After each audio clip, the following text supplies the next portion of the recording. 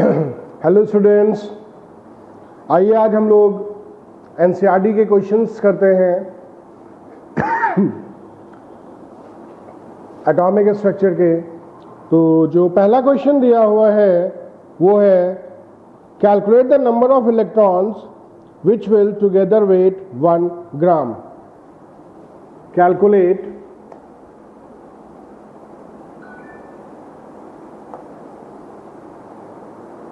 the number of electrons, calculate the number of electrons which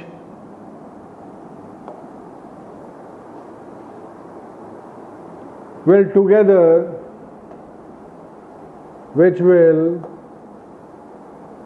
together weigh 1 ग्राम।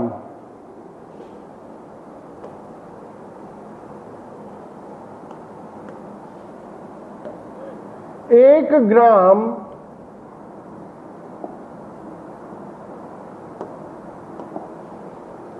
हमें number of electrons निकालने हैं जिनका wait 1 ग्राम हो। ठीक है,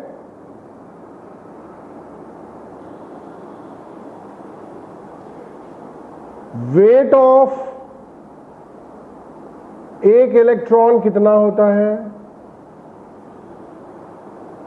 याद करिए, it is 9.1 into 10 to the power -31 kilograms होता है।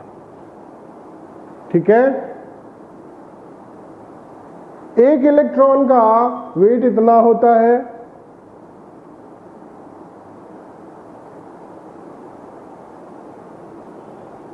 ग्राम में कितना हो जाएगा, 9.1 into 10 to the power -31 into 10 to the power 3 grams. ये वेट हो गया एक इलेक्ट्रॉन का ग्राम में। और कह रहा है 1 ग्राम में कितने इलेक्ट्रॉन मिलेंगे। रिवर्स कर दीजिए, एक इलेक्ट्रॉन का वेट इतना है तो 1 ग्राम इलेक्ट्रॉन का 1 gram electron weighs 1 upon 9.1 into 10 to the power -31 into 10 to the power 3। अब इसको सॉल्व कर लेते हैं। 1 अपॉन 9.1 को सॉल्व करेंगे तो आएगा 1.098 into 10 to the power 27 electrons. ठीक है, बहुत सिंपल। एक इलेक्ट्रॉन का वेट हमको पता है तो 1 ग्राम में कितना होगा इलेक्ट्रॉन, वो हम लोग निकाल सकते हैं। समझ में बात आ गई। आइए अब दूसरे सवाल की तरफ चलते हैं। दूसरा सवाल कहता है calculate the mass and charge of 1 mole of electron. Calculate mass and charge of 1 mole of electron. Calculate mass and charge of 1 mole electron। ठीक है, 1 मोल इलेक्ट्रॉन का मास और चार्ज हम लोगों को निकालना है।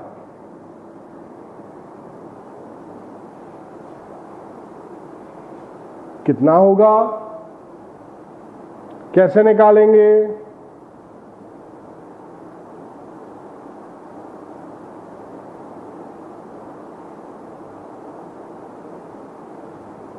मोल हमें चाहिए, वी नीड मोल। तो मोल ऑफ मास पहले निकाल लें, मोल निकाल लें, तो क्या हो जाएगा?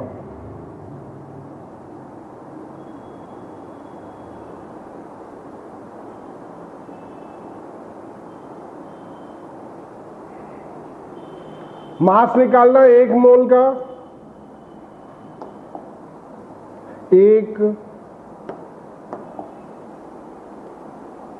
मोल इलेक्ट्रॉन, कितने इलेक्ट्रॉन्स हो गए? 6.022 into 10 to the power 23 electrons हो गए 1 मोल में। ठीक है, मोल कॉन्सेप्ट में बताया था मैंने आपको।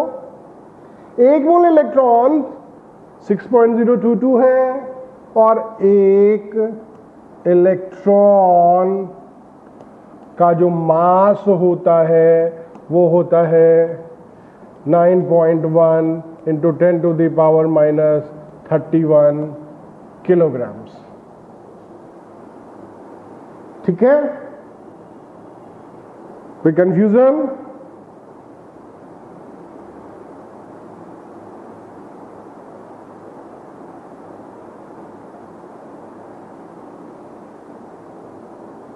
अब मास निकालना है।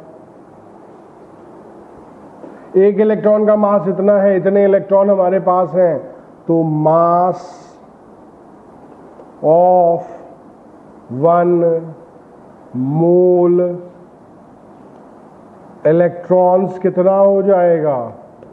दोनों को मल्टीप्लाई कर दीजिए।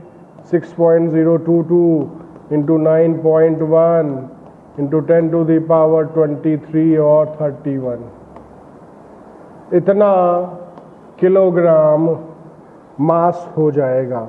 मल्टीप्लाई कर लेते हैं जल्दी से।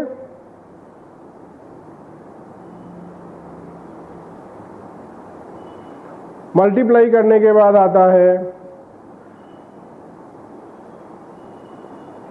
5.486 into 10 to the power -7 kilograms. ठीक है, क्लियर हो गई बात? तो 1 मोल का मास आ गया। अब चार्ज पूछ रहा है। 1 इलेक्ट्रॉन में चार्ज कितना होता है? How much charge?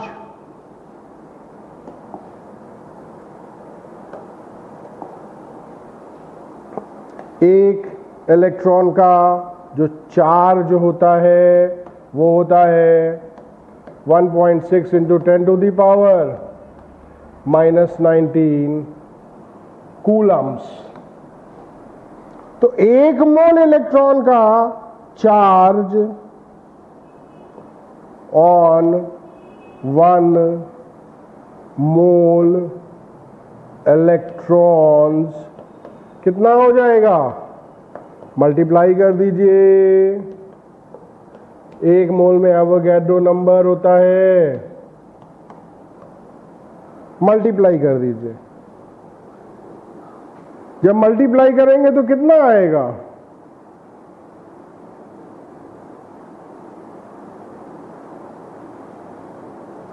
It will come out 96352 96352 Coulomb's. इसी को हम लोग अप्रोक्सीमेट 96500 कूलम्स कहते हैं। और यही वैल्यू आपको पीछे मैंने मोल कॉन्सेप्ट में कैलकुलेट करवाई थी। इसी को हम लोग 1 फैराडे कहते हैं या 1 फैरड भी कहते हैं। ठीक है, this was our second question. आइए अगले क्वेश्चन की तरफ चलें। अगला क्वेश्चन क्या कहता है? Calculate total number of electrons present in 1 mole of methane.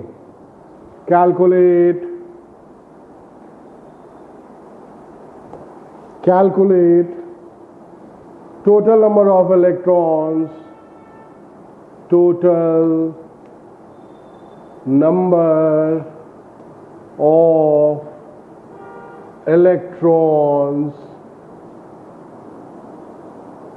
total number of electrons present in 1 mole, present in 1 mole of methane.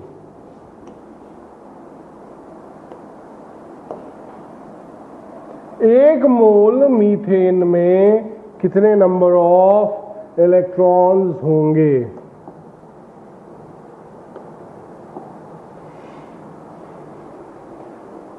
Number of electron निकालने हैं एक मोल में. Methane means CH4. कार्बन क्या होता है? 612. हाइड्रोजन क्या होता है? 1H1. तो इलेक्ट्रॉन्स कितने हो गए बच्चों? How many electrons? कार्बन में 6 इलेक्ट्रॉन, हाइड्रोजन में 1 इलेक्ट्रॉन और 4 हाइड्रोजन है. टोटल हो गए 10 electron.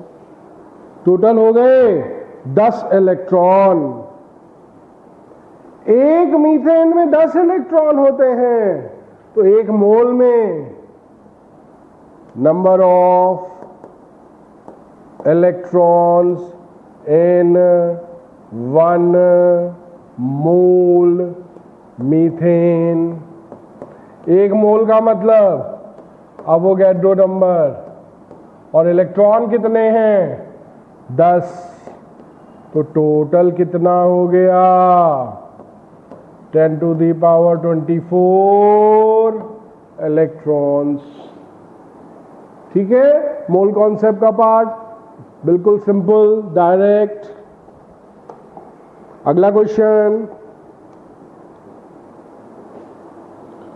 Find total number and total mass of neutrons. Find total number and total mass of neutrons, total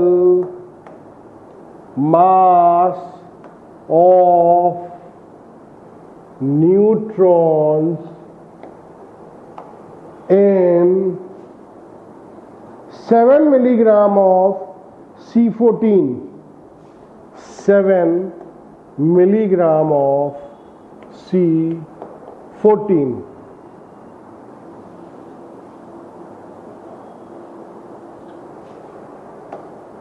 Mass of neutron is given as 1.675 into 10 to the power 1.675 into 10 to the power minus 27 kilograms. तो ये दिया गया है. Total number and mass of neutrons निकालना है 7 milligram में. ठीक है, तो कार्बन क्या होता है? 6, 14. ठीक है, तो इसमें प्रोटॉन्स कितने, इलेक्ट्रॉन्स कितने हो जाएंगे? एटॉमिक नंबर के बराबर. और नंबर ऑफ न्यूट्रॉन्स कितने हो जाएंगे बच्चों? 8. 14 माइनस 6 8 हो जाएगा. तो ये हो गया बच्चों नंबर ऑफ न्यूट्रॉन्स. बात समझ में आ गई? These are number of neutrons. Clear हो गई बात? तो यहां न्यूट्रॉन आ गया. अब मास ऑफ न्यूट्रॉन निकालना है 7 मिलीग्राम में. तो क्या करें? मोल निकाल लें पहले. मोल ऑफ C14 कितना हो जाएगा? 7 into 10 to the power minus 3 upon 14, ठीक है। यानी 5 इंटू 10⁻⁻⁴ मोल्स हो गया क्या, C14, ठीक है। इतने मोल ऑफ C14 हमारे पास हो गया। एक मोल में 8 होते हैं, तो number of neutrons in 7 milligram कितने हो गए, 8 into 5 into 10⁻⁻⁴ moles of neutrons, ठीक है। यानी 4 इंटू 10⁻⁻³ मोल्स ऑफ न्यूट्रॉन्स हो गए।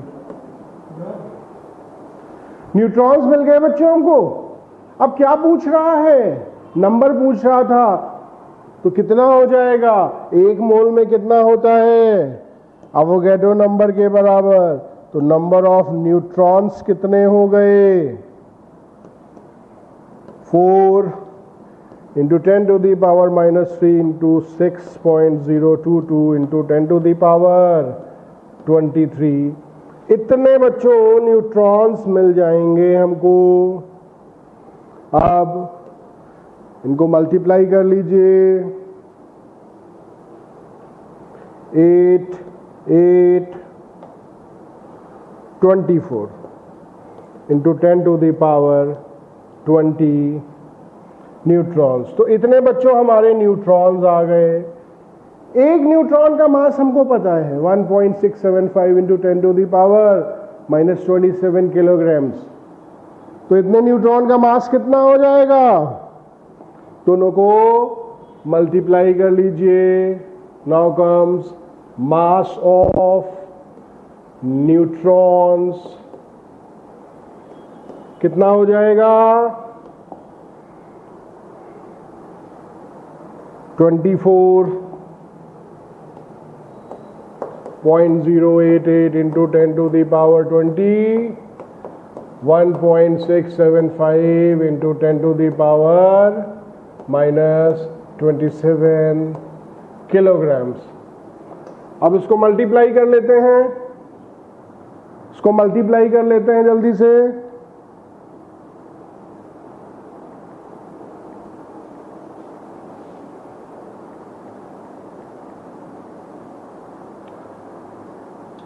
$40.3474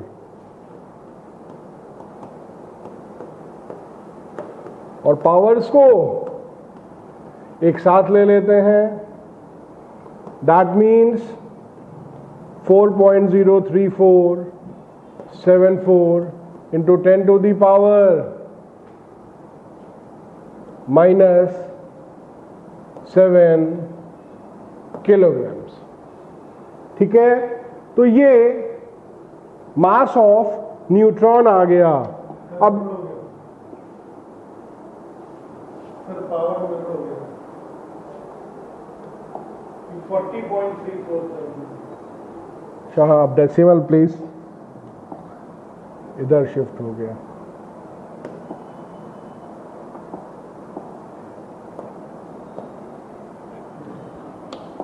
तो बेटा किया कैसे हम लोगों ने, पहले इसके प्रोटॉन, इलेक्ट्रॉन और न्यूट्रॉन्स में नंबर ऑफ न्यूट्रॉन निकाल लिया, मास दिया गया है मोल निकाल लिया, मोल से नंबर ऑफ न्यूट्रॉन्स निकाल लिए।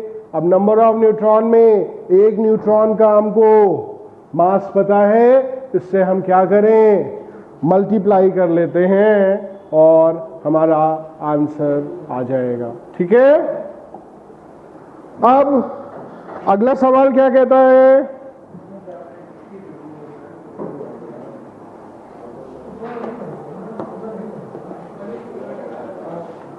Find total number and total mass of protons, ठीक उसी तरह से है find total number and mass of protons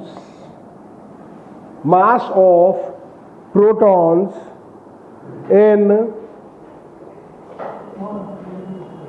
34 milligram of ammonia at STP। दिया गया है mass of proton 1.6726 into 10 to the power minus 27 kilograms।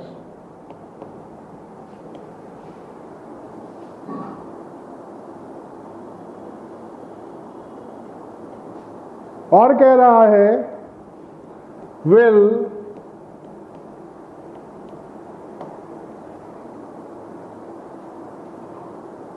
the answer change will the answer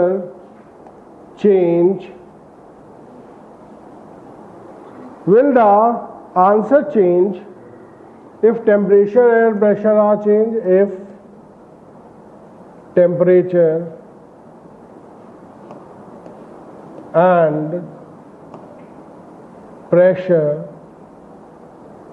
temperature and pressure are changed।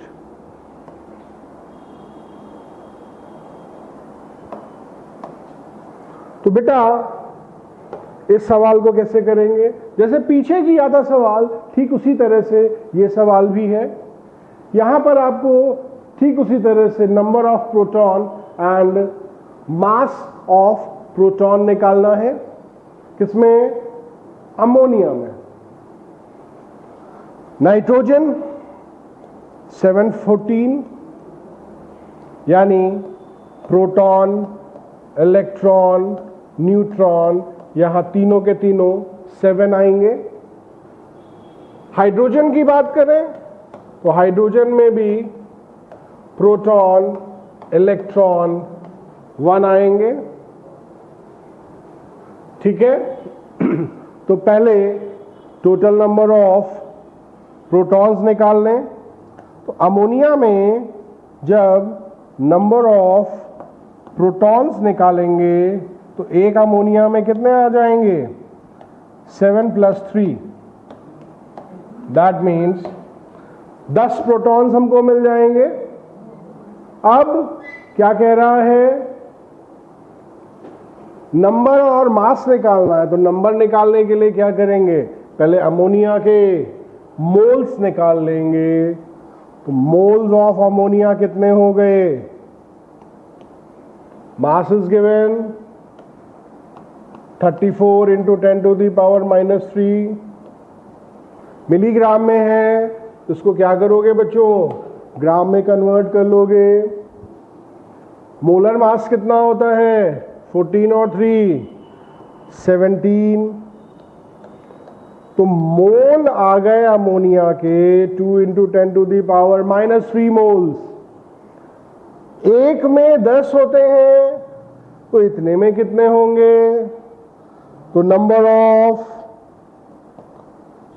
Moles of protons is equal to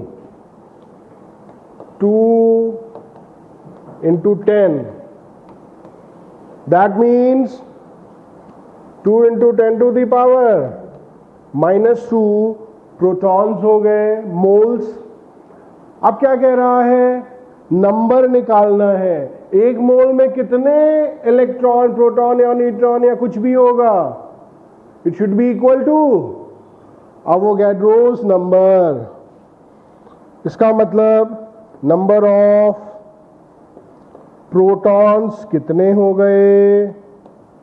number of protons equals 2 × 10 to the power minus 2 into 6.022 into 10 to the power 23 multiply कर दीजिए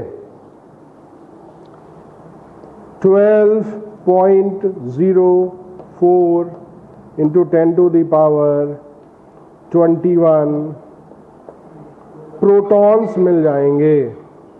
तो ये बच्चों number of protons हमारे पास में आ गया।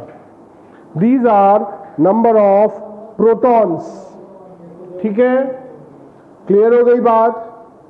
अब क्या निकालना है? मास निकालना है। नंबर ऑफ प्रोटॉन हमको मिल गया, नंबर ऑफ प्रोटॉन मिल गया। अब क्या करें? मास निकाल लें। मास ऑफ प्रोटॉन्स इक्वल्स कितना आया था?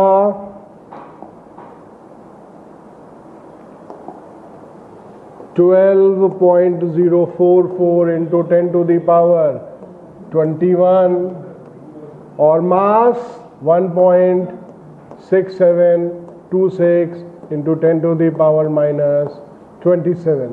तो मास ऑफ प्रोटॉन इतना आ जाएगा।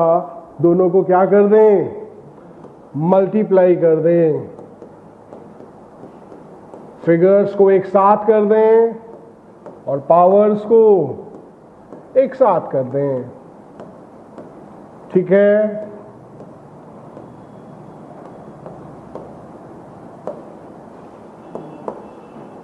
इसको मल्टीप्लाई करते हैं।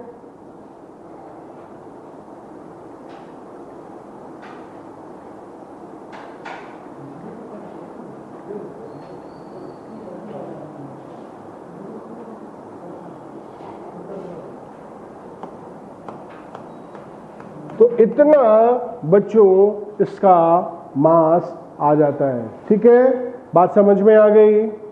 तो ये अब इसका नेक्स्ट पार्ट कहता है क्या टेम्परेचर और प्रेशर का कोई फर्क पड़ेगा? No effect of temperature and pressure. No effect of temperature and pressure. Temperature और प्रेशर का बच्चों यहां पर कोई भी फर्क नहीं पड़ेगा। ठीक है, आइए अगले सवाल की तरफ चलते हैं। अगला सवाल बहुत ही सिंपल है। कह रहा है नंबर ऑफ प्रोटॉन, न्यूट्रॉन और इलेक्ट्रॉन्स निकालो। वो तो आप निकाल लोगे तो उसको छोड़ देते हैं, बहुत आसान है, जैसे अभी पीछे हमने निकाला था। इसलिए इस क्वेश्चन को हम लोग हटा देते हैं। दूसरा क्वेश्चन कर लेते हैं। Right the symbol for atom. ये आपको याद रखना पड़ेगा, तो याद रखने वाला पार्ट है। तो देखते हैं कितने लोगों को याद है। Right the complete symbol for atom. Right the complete symbol for atom.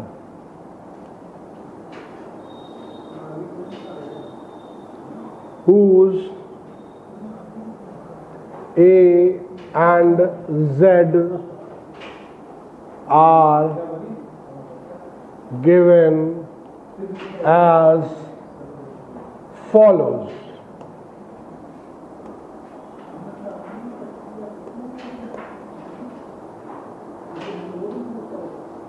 तीन दिए गए हैं। Z is equal to 17, A is equal to 35।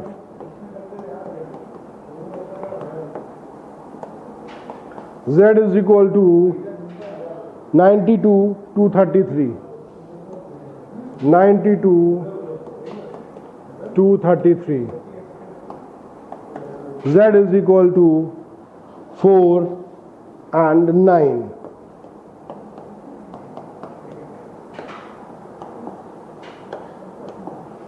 तो इनके एटॉमिक नंबर दिए गए हैं एटॉमिक मास दिया गया है। 17th एलिमेंट कौन सा होता है, याद है आपको? 17th element is chlorine.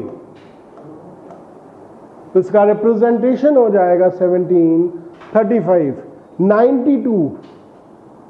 92 अगर आपको याद हो तभी आप बता सकते हो। तो 92 का क्या होगा? 92 इज यूरेनियम। और 4 ये तो बता सकते हैं आप बहुत ही आसानी से, छोटी क्लास से पढ़ते आ रहे हैं। 4 एटॉमिक नंबर किसका होता है? बेरियम कि beryllium, hydrogen, helium, lithium, then beryllium. It is 4, 9। तो इस तरह से इनको रिप्रेजेंट किया जाता है। ठीक है, तो कुछ सवाल हम लोगों ने किए, बाकी के क्वेश्चंस हम लोग अगले लेक्चर में देखेंगे। ठीक है, तब तक के लिए जो पार्ट्स हो चुके हैं उनके क्वेश्चंस को आप अच्छे से सॉल्व करिए। बाकी कोई प्रॉब्लम है तो आइए हम लोग आपकी हेल्प करेंगे। Thank you for the day.